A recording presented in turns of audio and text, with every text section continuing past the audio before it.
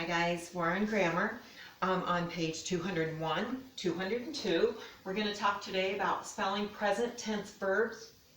Our objective is to determine which present tense verb form to use in a sentence so that it agrees with the subject. I'm going to start with page 201. A present tense verb tells about something that is happening now or is continuing to happen. The verb form must agree with the subject of the sentence. A singular subject requires a singular form of the verb.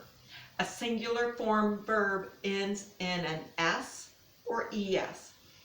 In your first example, it says the tree sprouts new leaves. The tree stretches to the sky. A plural subject and the pronoun I and you require the plural form of a verb.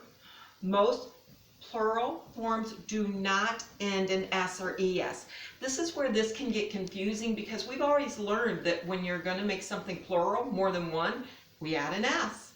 But in this case, it's opposite when we're talking about the verb and the noun agreeing. All right, so it has your rules, so I need you to refer to those when you're doing your lesson. I'm going to go through the guided practice, and then your job will be to complete page 202. Let's look at number 1. The first group of instructions says, underline the simple subject once, underline the correct present tense verb form twice. So you're going to underline the noun once and the verb twice.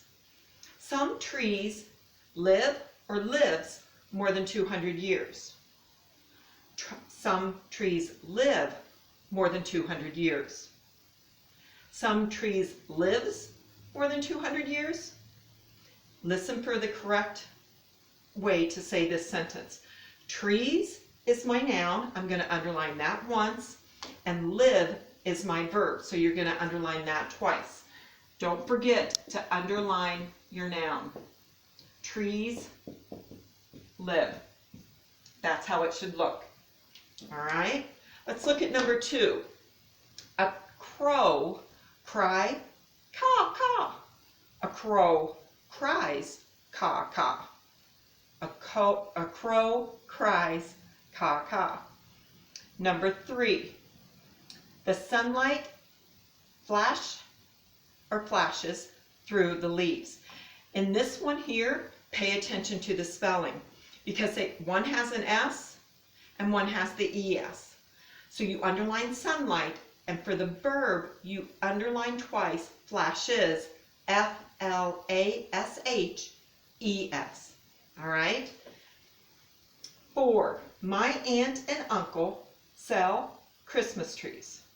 My aunt and uncle sells Christmas trees. Underline aunt once, uncle once, and sell, S-E-L-L, twice. You choose the tree to cut. You chooses the tree to cut. You is the noun, underline that once. Choose is the verb, underline that twice. C-H-O-O-S-E. Number 6. His helper attaches the tree to the top of the car. Helper is the noun. The correct spelling of attaches is A-T-T-A-C-H-E-S. Underline that twice. All right, let's look at the next section. Write the correct present tense verb form to complete each sentence. So in this section for 7, 8, 9, and 10, they've given you the verb they want you to use at the end of the sentence, and they want you to put it in the correct form. So the first one is the boy jumped in the lake each evening. We would change that to jumps. All right. 8 says the child splashed in the water. So we would have splashes. 9 says the bird fly to its nest in the trees. The bird flies. Number 10, the man fixed the pipes under our sink. The man fixes. All right, so that takes care of page 201. As I said, your assignment is to complete 202. The first section on there is just like the first section that I went over with you here.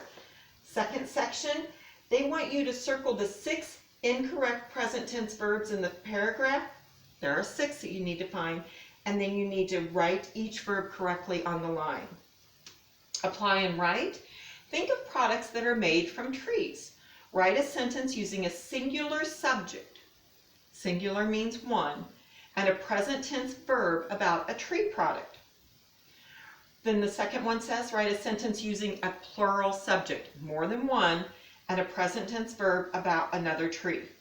Remember, when I'm looking for a sentence, I want a complete thought. You need to have the correct capitalization at the beginning. You need to have punctuation.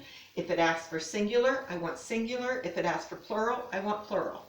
All right, there you go, guys. Good luck.